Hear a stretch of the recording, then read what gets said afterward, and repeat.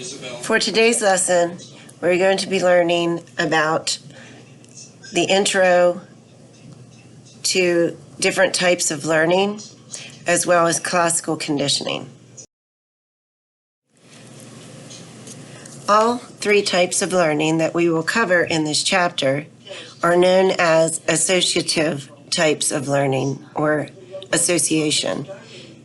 That is simply the fact that we learn that two events occur together. For example, if you see rain clouds, you anticipate that it's going to rain and you may alter your behavior and carry an umbrella. Or if you see a dog, you have learned to anticipate that that dog will probably bark. That is what associative learning is, connecting two events. We're going to cover three different types of associative learning in this unit. The first lesson, which we will talk about today, is classical conditioning. The second two types will be operant conditioning and observational learning.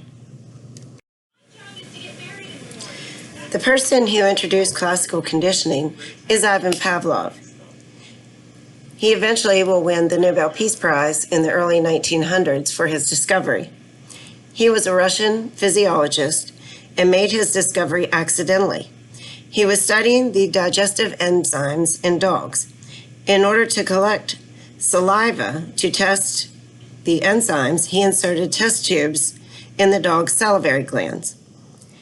He then presented the dog with food to make them salivate. After several days of presenting the dog with food, he noticed just after hearing his footsteps and not seeing the food, the test tube was full of saliva. That made him wonder, did the dog learn to connect his footsteps with the food? And can you train an animal to do something natural, like salivate, to something completely unnatural, like footsteps? This slide represents Pavlov's classic experiment. The first two slides are before learning or conditioning takes place. He is most noted for using a bell instead of a tuning fork, so I will replace the tuning fork with a bell. I will explain the experiment in this slide, and then the following two slides, you can write down the definitions of the different parts. Again, the first two slides represent what would take place before conditioning. So in the first slide, the image shows the unconditioned stimulus, or UCS, which is represented by the food. The food, when presented to the dog, causes the UCR, the unconditioned response, salivating to the food. In other words, the dog will salivate naturally when it sees or smells the food. This is unlearned, naturally occurring, and does not have to be taught. The second image also is before conditioning. It shows the bell as the NS, or neutral stimulus, meaning it has no effect on the dog. When Pavlov rang the bell, the dog had no response or salivation. The third slide shows the conditioning process.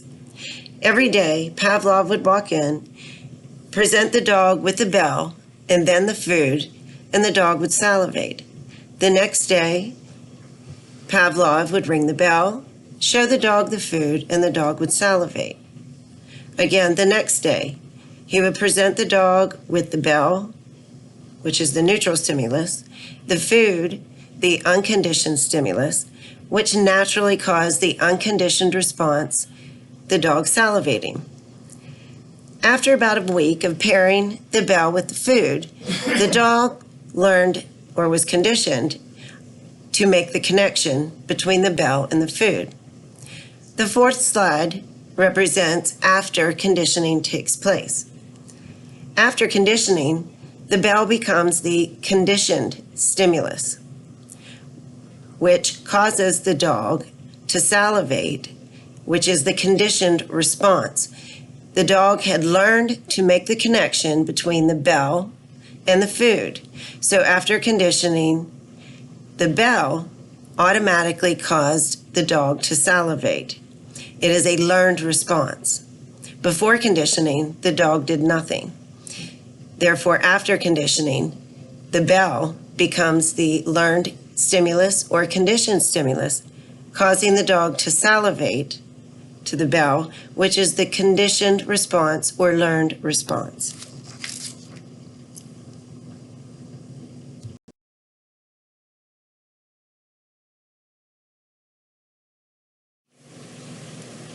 This is the example that they provide in the book for classical conditioning, which I find kind of amusing.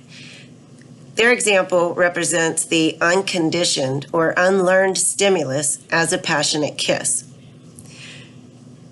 The unconditioned response or unlearned response that happens naturally to a passionate kiss is romantic arousal. So in this experiment, they take something neutral like onion breath and they pair it with a passionate kiss. So pairing onion breath with a passionate kiss, which is the unconditioned stimulus, would cause the unconditioned response of romantic arousal. This is the learning process or conditioning process. By pairing the onion breath with the passionate kiss over and over again, the subject learns to connect onion breath with a passionate kiss. Therefore, at the bottom, you can see that after conditioning takes place, the onion breath becomes the conditioned or learned stimulus, causing the conditioned or learned response, romantic arousal. So the romantic arousal occurs just by smelling onion breath because the connection has been made between onion breath and the passionate kiss. Strange, I know.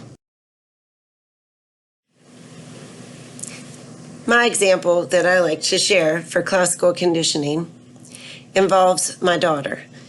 My oldest daughter was extremely afraid of needles.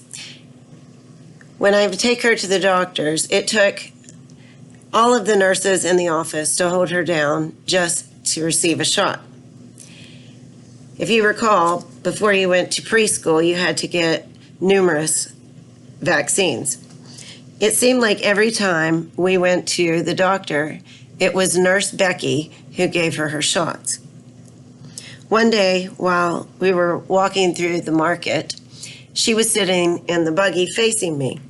She got this extremely scared look on her face and started going, "No, no, no, keep her away." And as I turned around, I saw Nurse Becky standing there. My daughter had been classically conditioned to connect Nurse Becky with shots. And she started to fear Becky when she saw her, even in a different setting. So in that example, the unconditioned stimulus, the naturally occurring stimulus, would be the injection, which caused the unconditioned response, the naturally occurring response of fear and pain. That doesn't have to be taught. But by pairing something neutral, because before conditioning took place, my daughter was not afraid of Becky. But by pairing the shot with Nurse Becky over and over and over again, after that conditioning or learning process took place, Nurse Becky then became the conditioned stimulus or learned stimulus, which caused the conditioned response or learned response fearing Nurse Becky, because my daughter had made the connection between Nurse Becky and the painful injection. If you click on the underlined heading, Classical Conditioning, this will take you to a video clip of The Office, which is one of my favorite.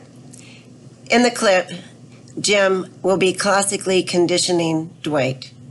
Enjoy.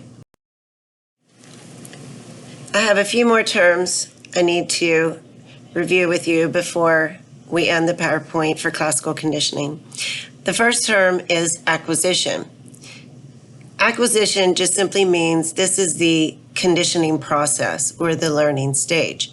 So this would be pairing the bell with the food, causing the dog to salivate day after day. This would be connecting onion breath with the passionate kiss day after day, causing the conditioning or learning to take place. Or pairing that painful injection with Nurse Becky. So it's just simply the learning or conditioning stage. A few things to note during the conditioning process. The neutral stimulus has to come before the unconditioned stimulus. In other words, Pavlov had to ring the bell before he presented the dog with the food.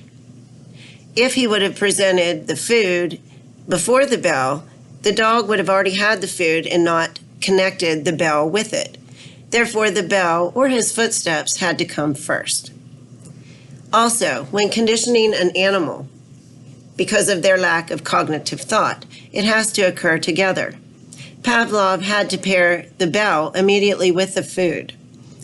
If he would have rang the bell and then fed the dog 15 minutes later, the dog would not have learned to make that connection. However, with people, that's not the case, because we do have higher cognitive thought. So if you eat a McDonald's sandwich and then a half hour later you're violently ill, you will make the connection between the two.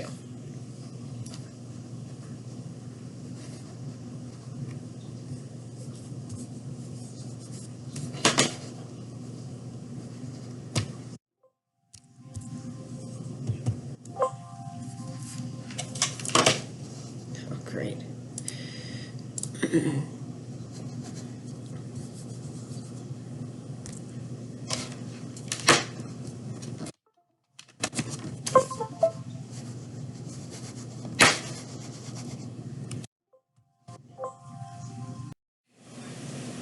The next term is called extinction.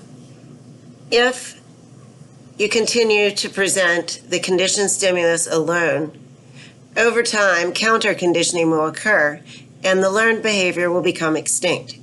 For example, if Pavlov walked in every day after the dog had been conditioned and rang the bell, the first day the dog would salivate. If Pavlov walked in the next day and rang the bell, the dog would salivate. But over time, if Pavlov kept ringing the bell but did not present any food again, the dog would then stop salivating to the bell. He would be like, well, there's no food coming, so I might as well stop salivating to this bell. And that is extinction. The next two terms are generalization and discrimination. Generalization means that the subject would respond to anything that was similar to the conditioned stimulus. For example, if the bell would salivate to anything that sounded, if the dog would salivate to anything that sounded similar to a bell, that would be discrimination. So if it heard a buzzer or a beep or a gong, anything similar to that bell that would cause salivation would mean the dog has generalized. Discrimination would be only responding to that particular conditioned stimulus. In other words, in Pavlov's example, the dog would only salivate to the bell and not a buzzer or a beep or anything that sounded similar.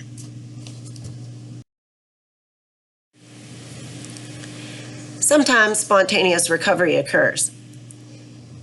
That means that after a behavior or a response has become extinct, it may randomly appear.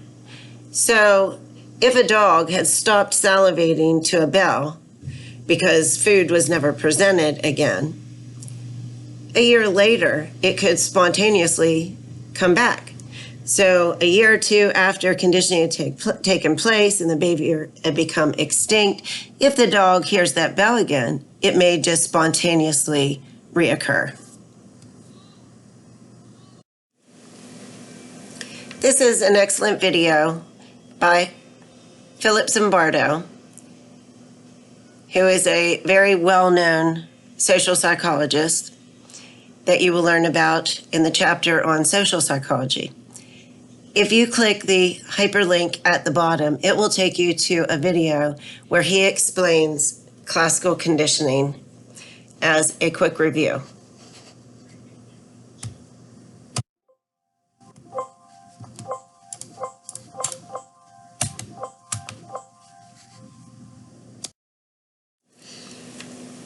In the 1920s, John B. Watson, who is the founder of behaviorism, was very much interested in Pavlov's work. He wanted to see if he could expand classical conditioning onto humans. So he conducted what was called the Baby Albert experiment. John Watson, along with his assistant Rosalie Rayner, who you see in the top picture, decided to pick up an orphan boy who they called Baby Albert for their experiment. They were both professors at Johns Hopkins University, and that is where this experiment took place. They picked up Baby Albert, and they wanted to see if they could condition him to fear animals. Most babies really don't have much fear. That is something that has to be taught. So before conditioning takes place, John Watson exposed Baby Albert to many different types of animals, such as a rabbit and a monkey and a dog and a rat, to name a few. The baby was not afraid whatsoever. He tried to pet them. During the conditioning process, Watson put a metal bar, beside the child's ear, and every time he brought an animal in during the conditioning process, he pounded on that bar, which caused a very loud noise in the baby's ear and scared him and startled him. By taking something neutral, like an animal, and pairing it with that very loud, painful sound, which would be the unconditioned stimulus, the unlearned stimulus, caused the natural, unconditioned response of crying in fear. Day after day, Watson would pair the animals with that very loud sound. Over a period of a week, the baby was very fearful of animals. After conditioning took place, just the mere sight of animals caused the child to cry and be fearful. So after conditioning, the animals became the conditioned or learned stimulus, causing the conditioned or learned response of crying and being fearful of animals. After you listen to my lecture, I want you to click on John B. Watson's name and watch the video of his experiment. He did not record the conditioning process, thank goodness. The footage is very old because it was the early 1920s, but you can clearly see the child is crying after conditioning takes place and tries to get away from the animals. The baby also generalized. The baby feared everything with fur. A fur mask is presented and a fur coat, and the child feared them also. So it feared anything with fur or generalization. When I first taught this class, it was called the Baby Albert experiment because the child was thought to be a little boy from a local orphanage who they called Baby Albert to conceal his identity. No one really knew who he was. After years and years of searching, psychologists finally discovered his true identity in 2010. It was actually not a local orphan boy like he had listed, but it was the son of a nurse who worked at Johns Hopkins. She was given $1 per day for her child's participation in the experiment. Psychologists have often wondered what type of effect that had on the young child, whose name was Douglas Merritt, by the way. However, we will never know what effect this experiment had on the poor child. He ended up dying of a childhood illness, I believe encephalitis, when he was very young, about 6 years old, if I'm not mistaken.